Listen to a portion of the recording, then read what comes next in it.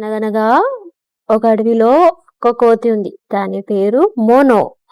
దానికి రకరకాలుగా ఫుడ్ అనేది టేస్ట్ చేయడం అంటే చాలా ఇష్టం. ట్రై చేస్తూ ఉంటుందన్నమాట. ఎలా అంటే ఇప్పుడు బనానా ఉంది కదా, బనానానేమో కెచప్తో తింటుంది, బంగిన మామిడి పండునేమో ఉప్పేసుకొని తింటుంది. అలా వెరైటీగా ట్రై చేస్తూ ఉంటుంది అనమాట. అయితే ఒకరోజు ఏమైంది, నది తీరాన వెళ్ళిందనమాట స్నానానికి. అక్కడ ఒకటి తెల్లటి చూసింది.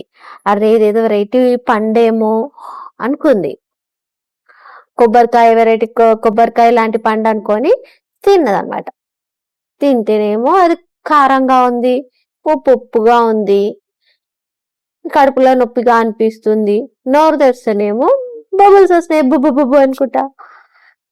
ఇక పక్కకున్న కొతులన్నీ చూసి నవ్వసాగాయి. మొన్నకేం అర్థం కాలే. తర్వాత ఏమనిపించింది, అయ్యో ఇది సబ్బు నేను తిన్నది అని తెలుసుకుంది. కానీ ఏం లాభం, అప్పటికే చుట్టూన్న కోతులన్నీ నవ్వసాగాయి.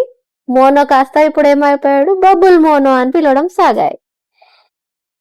దీన్ని బట్టి మనకి నీతి ఏం తెలిసింది, పిల్లలు ఏదైనా కింద పడితే అది ఏంది ఏమిటి అనేది తెలుసుకోకుండా తినకూడదు.